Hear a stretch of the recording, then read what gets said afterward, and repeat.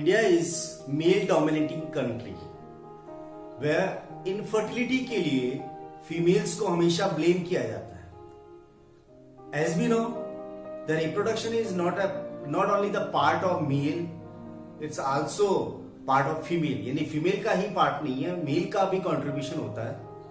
ऐसी पोजीशन में किसी भी डिफेक्ट या पर्टिकुलर किसी भी तरह के अनसक्सेसनेस के लिए फैमिली को फीमेल को ब्लेम करना सही नहीं है. राइट?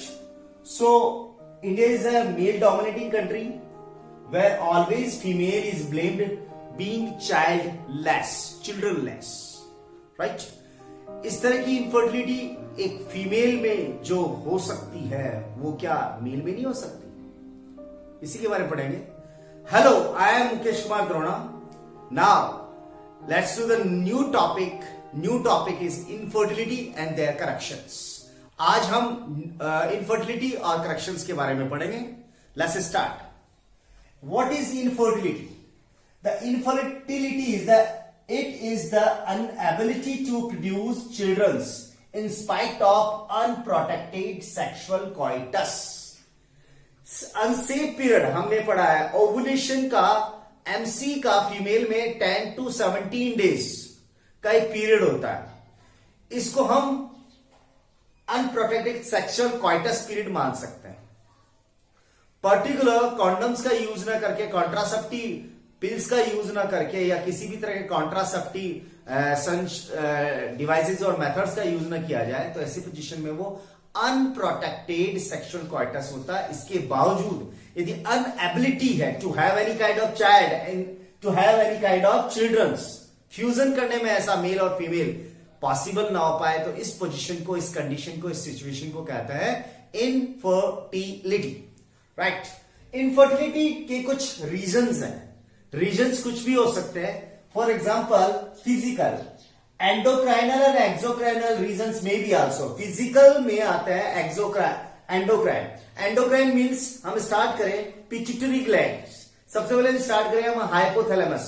वहां से रिलीज होने वाले हार्मोन्स पिट्यूटरी ग्लैंड को रेस्पॉन्ड करते हैं और पिट्यूटरी ग्लैंड को रेस्पॉन्स करने वाले hormones gonads, testis and ovary को रिगार्ड करते हैं. तो इस तरह से एक हार्मोनल मैसेजिंग सिस्टम बना होता है. इसमें किसी तरह की प्रॉब्लम होने की वजह से इनफर्टिलिटी हो सकती है.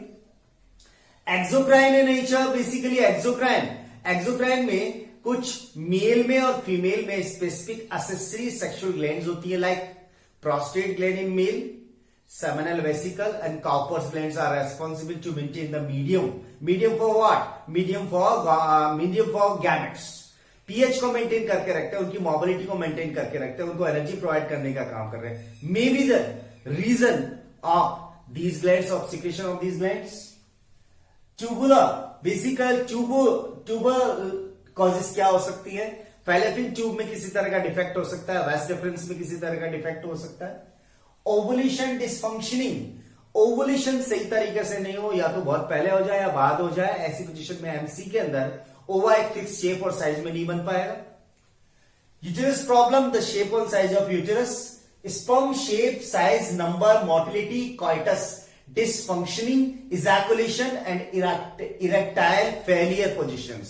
These are different physical reason behind the infertility.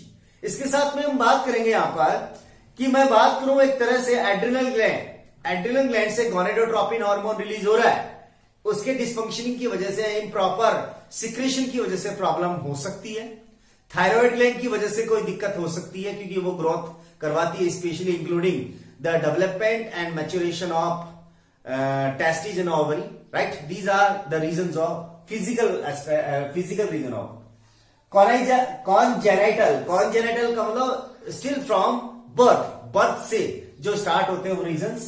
Klinefelter syndrome और टर्नर सिंड्रोम्स, ये क्रोमोसोमल डिफेक्ट्स हैं, म्यूटेशन की वजह से हो रहा है, उनकी वजह से बेसिकली इनफर्टिलिटी हो सकती है. Disease like cystic fibrosis, diabetes, obesity, sexually transmitted disease means pelvic inflammatory diseases. These may be the reason of infertility. Drugs uses, steroid uses, like steroids हैं वो बहुत से एथलीट्स यूज करते हैं, रेसलर्स यूज करते हैं, बहुत से लोग अपनी बॉडी में शेप और साइज और फिगर और बेसिकली एप्स बनाने के लिए बहुत से लोग आजकल स्टेरॉइड्स का यूज करते हैं। ड्रग्स अब्यूजेस, ड्रग्स का यूज करना, सिगरेट स्मोकिंग, हालांकि ड्रग्स नहीं है पर सिगरेट स्मोकिंग लंबे टाइम तक चलने वाला सिगरेट स्मोकिंग भी स्पर्म काउंटिंग, स्पर्म मोटिलिटी और स्पर्म शेप और साइज को डिटरमाइन करता है, डिफेक्टिव प्रॉब्लम क्रिएट करता है। Immunological, auto immuno diseases, auto immuno disease वो डिजीज है बेसिकली जिसके अंदर बॉडी की जो सेल्स होती हैं उनमें एक स्टैमिना होती है, एबिलिटी होती है, ability to recognise the cell, अपनी सेल और बाहर वाली सेल को पहचानने का एक स्टैमिना होता है किसी भी बॉडी की सेल्स के अंदर। यदि इस तरह का डिजीज हो जाएगा तो बेसिकली इस तरह की सेल्स अपनी ही बॉडी की सेल्स को रिकॉल नहीं कर पाएगी, रिकॉग्नाइज नहीं कर पाएगी। बावजूद इसके यदि बॉडी के अंदर स्पर्म आता है तो वो स्पर्म के अंदर आने से बॉडी के अंदर वो फीमेल की बॉडी में स्पर्म आकर के एगुलेट हो जाएगा, बेसिकली चिपक जाएगा। और एगुलेट होने की पोजीशन ठीक उसी तरह से होती है जैसे हमारी बॉडी में एक एंटीजन आता है तो हमारी बॉडी की जो एंटीबॉडी जो उसे किल करने का काम कर रही है, इसी तरह का यहां पर एक प्रोसीजर फॉलो होता है जो इनफर्टिलिटी का रीजन हो सकता है। साइकोलॉजिकल मीन्स गिल्ट, शेम और एज कंडीशंस। एज कंडीशन का मतलब एक पर्टिकुलर एज के बाद में धीरे धीरे इंफर्टिलिटी वैसे ही डिक्लाइन हो जाती है। मैं कहूं कि 40 के बाद में धीरे धीरे स्पर्म काउंटिंग, मोटिलिटी और शेप और साइज में डिसऑर्डर्स क्रिएट होने लग जाता है, डिफेक्ट क्रिएट होने लग जाते हैं। उसी तरह से फीमेल्स के अंदर ओवुलेशन में प्रॉब्लम्स हो सकती हैं ओवर एज पोजीशन के अंदर, यानी कि एक मिच्योर एज के बाद में। तो ये सभी पोजीशंस है वो कंडीशंस एज पे हो सकती है। Blaming to male partner to female और female partner to the male. Marital problems, बहुत सी प्रॉब्लम्स और डिफिकल्टीज आती हैं एक मैरिड लाइफ के अंदर, तो उस तरह की स्ट्रेसफुल कंडीशंस के अंदर साइकोलॉजी चेंज हो जाती है, थिंकिंग चेंज हो जाती है एक पार्टनर का दूसरी पार्टनर के regarding. Stress in a life due to work burden, due to different kind of circumstances, difficulties इसकी वजह से हो सकती है। ये सभी रीजंस हो सकते हैं। ऑल ओवर दीज रीजंस, और इनके साथ में कुछ रीजंस अदर्स में आते हैं। Exposure of the body in front of ultraviolet radiations, in front of X-rays and in front of electromagnetic radiations। इन सभी के बेसिकली एक्सपोजर्स की पोजीशन में बॉडी के आने से बॉडी में किसी भी तरह की इंफर्टिलिटी क्रिएट हो सकती है। तो ये सभी है। सो इंडिया क्या है? इंडिया एक मेल डोमिनेटिंग कंट्री है। उस मेल डोमिनेटिंग कंट्री के अंदर ऑलवेज फीमेल को एक तरह से ब्लेम किया जाता है चाइल्डलेस के लिए, इनफर्टिलिटी के लिए। इस चैप्टर का मेन मोटो यही है कि बेसिकली रिप्रोडक्टिव हेल्थ के इस फ्लो के अंदर पर्टिकुलर इनफर्टिलिटी के क्या क्या रीजंस हो सकते हैं, रीजंस देखने के बाद बेसिकली उनके क्या क्या करेक्शंस हो सकते हैं, जो करेक्शंस करने के लिए जो प्रोसीजर्स और टेक्निक्स अप्लाई की जाती है फॉर द ट्रीटमेंट और for their further solutions, that's these all techniques called ARTs, procedure or methods which are used to correct the infertility in male and female। जो टेक्निक्स अप्लाई की जाती है, methods apply की जाती है, उन्हें assisted reproductive techniques कहते हैं। ये एक पूरा इसका टाइप्स है। सबसे पहले हम लें आईवीएफ इन विट्रो फर्टिलाइजेशन। उसके बाद लें embryo transfer, zygote intrafallopian transfer, IUT intra uterine transfer, ZIFT gamete intrafallopian transfer, ICSI intracytoplasmic sperm injection, and AIT artificial insemination techniques और ट्रांसफर। सबसे पहले हम बात करें आईवीएफ का popular name test tube baby भी है। इस तरह का प्रोसेस जो सबसे पहले टेस्ट ट्यूब बेबी के नाम से जाना गया था। इस टेस्ट ट्यूब बेबी के अंदर क्या किया जा रहा है? लेबोरेटरी कंडीशन में जिस तरह से टिश्यू कल्चर किया जाता है उस लेबोरेटरी कंडीशन के अंदर एक कल्चर मीडियम होता है, उस कल्चर मीडियम के अंदर sperm from male donor and ova from female donor ये लिए जाते हैं और दोनों को ट्रांसफर करके एक कल्चर मीडियम में डाला जाता है। कल्चर मीडियम में डालने के बाद इसको इंडक्शन फीड किया जाता है जिससे ये जायगोट बने, और जायगोट को इंड्यूस किया जाता है। Induce for what? डिवाइडेशन के लिए, डिवाइड होने के लिए, टू डिवाइड। ऐसी पोजीशन के अंदर ही क्या बनेगा? एम्ब्रियो बनेगा।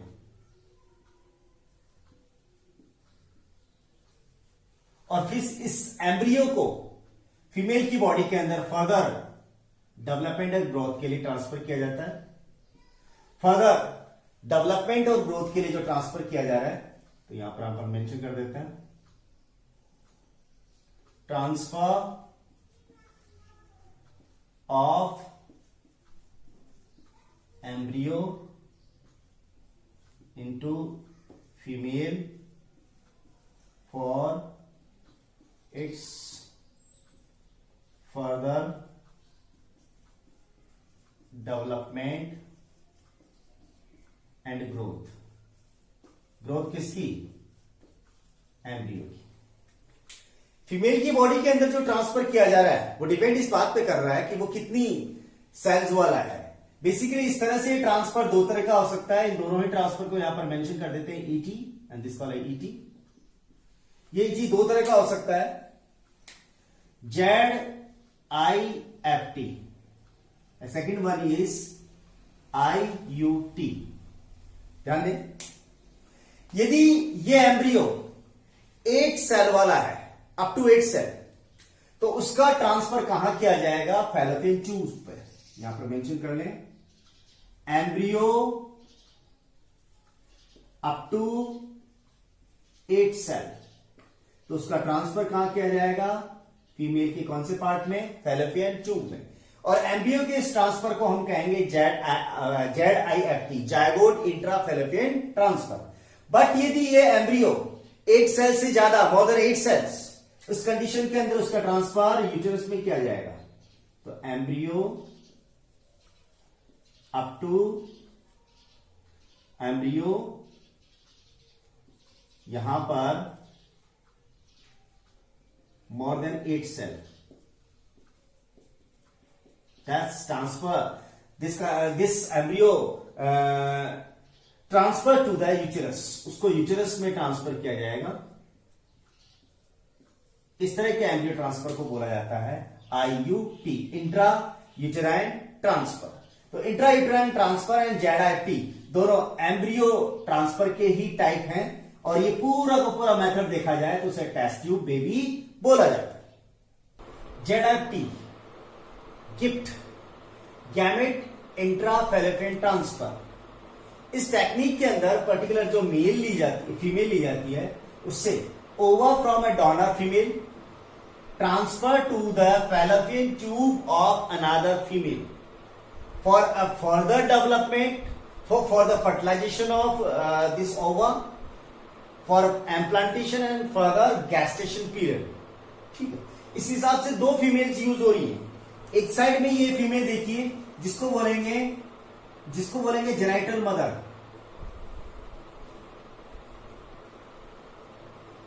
क्योंकि इसने क्या दिया है? ओवा दिया है। और दूसरी साइड इसको बोलेंगे हम सैरोगेट मदर, सैरोगेट मदर।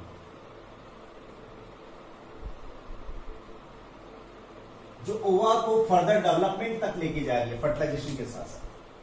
यहां पर इसमें फर्टिलाइजेशन, एम्प्लांटेशन, गैस्टेशन एंड पार्चुरेशन। उधर देखिए, इधर फर्टिलाइजेशन, एम्प्लांटेशन, गैस्टेशन एंड पार्चुरेशन। इस हिसाब से देखा जाए तो ये फर्टिलाइजेशन नहीं कर सकता, ओवुलेशन की ओर बात कर ले। इसमें ओवुलेशन, इधर देखिए, ये ओवुलेशन कर सकती है, ना फर्टिलाइजेशन के लिए सुटेबल है, नहीं इम्प्लांटेशन के लिए सुटेबल है, नहीं ये गैस्ट्रेशन के लिए सुटेबल है, नहीं ये पार्टिवेशन के लिए सेटिस्फेक्शन। ऐसी पोजीशन के अंदर इसको करेक्ट करने के लिए एक दूसरी फीमेल वुमेन को सिलेक्ट किया जाता है, जिसे सैरोगेट मदर कहते हैं।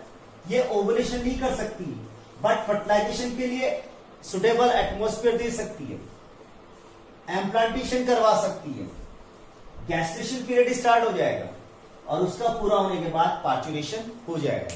तो this is the second technique by which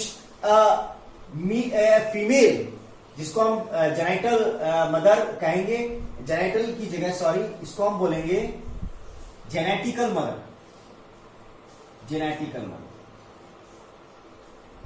तो ये जेनेटिकल मदर जो ओवा करने के अलावा कुछ नहीं कर सकती, ओवा रिलीज करने के अलावा कुछ नहीं कर सकती, ओवुलेशन हो सकता है और ये ओवुलेशन को छोड़ के बाकी सभी प्रोसेस कर सकती है।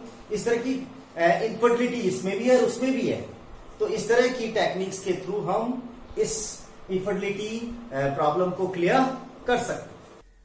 आईसीएसआई, इंट्रासाइटोप्लाज्मिक स्पर्म इंजेक्शंस, इस टेक्निक के अंदर स्पर्म कलेक्टेड फ्रॉम, इसमें प्रॉब्लम क्या होती है कि पर्टिकुलर मेल के अंदर जो सीमन होता है उसमें पुअर नंबर ऑफ स्पर्म्स होता है, काउंटिंग कम होती है, पुअर मोटिलिटी ऑफ स्पर्म बहुत वीक किस्म के होते हैं और उनकी साइज छोटी होती है। इस टेक्निक के थ्रू जो कलेक्टेड स्पर्म्स होता है from donor transfer to the ova of female in a laboratory condition, lab के अंदर ऐसे किया जाता है और लैब के अंदर ऐसा होने के बाद क्या बनने के लिए इंड्यूस किया जाता है, zygote. So sperm collected from male donor, जिसमें स्पर्म काउंटिंग कम है, मोटिलिटी कम है जिसकी स्पर्म्स की, so sperm collected from male donor inject directly injecting into the ova of female to produce zygote, और ये सारा प्रोसेस किया जाता है लेबोरेटरी के अंदर। तो इस तरह का करेक्शन यहां पे किया जा सकता है। एंड लास्ट आपकी टेक्निक है AIT, आर्टिफिशियल इंसेमिनेशन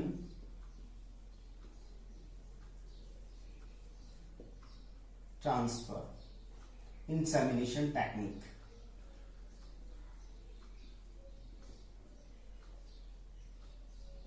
इस कंडीशन, इस पर्टिकुलर प्रोसेस के अंदर मेल से जो कलेक्टेड जो स्पर्म्स होते हैं, मेल से जो स्पर्म्स कलेक्ट किए जाते हैं सीमन की फॉर्म में, उनको डायरेक्टली आर्टिफिशियली फीमेल की बॉडी में वेजाइना और यूटेरस में ट्रांसफर किया जाता है। उस कंडीशन में जब मेल प्रॉपर इजैकुलेशन नहीं कर पाए, उस मेल के अंदर इरेक्टाइल फेलियर है और इजैकुलेटरी फेलियर है, तो ऐसी पोजीशन के अंदर वो फीमेल की बॉडी में इंसेमिनेशन नहीं कर पाएगा। तो ये एक तरह का मेथड है जिससे आर्टिफिशियली इंसेमिनेशन करके उस स्पर्म को फीमेल की बॉडी में ट्रांसफर किया जा सकता है। तो इस तरह से आज अपन ने पढ़ा infertility and their corrections. Infertility inability है चाइल्डलेस पर्संस के लिए, बेसिकली पेरेंट्स के लिए। करेक्शंस उनकी ARTs होगी, असिस्टेड रिप्रोडक्टिव टेक्निक्स। तो इन सभी को देखते हुए अब एक चीज यहां पर बड़ी इंपॉर्टेंट चीज है, जितनी भी ART की जाती है, असिस्टेड रिप्रोडक्टिव टेक्निक्स, उनके लिए एक परफेक्ट प्रैक्टिशनर्स होना जरूरी है, डॉक्टर्स का, स्पेशली टेक्नीशियंस का। बहुत ही डेलिकेटेड प्रोसेस होता है। इसके लिए जो इंस्ट्रूमेंट्स यूज किए जाते हैं, लेबोरेटरी इंस्ट्रूमेंट्स यूज किए जाते हैं, वो हॉस्पिटल्स और बड़ी बड़ी लैब्स में किए जाते हैं। So requireds very high prolific experience doctors, techniques, high delicated instruments and also basically जो इम्प्लीमेंट्स यूज किए जाते हैं वो भी इनके लिए बहुत ही जरूरी है। तो इस तरह से आपका ये चैप्टर नंबर 4 रिप्रोडक्टिव हेल्थ यहां पर फिनिश होता है। नए चैप्टर के साथ में चैप्टर 5 के अंदर फिर हम एक साथ मिलेंगे। Take care, keep your revision regularly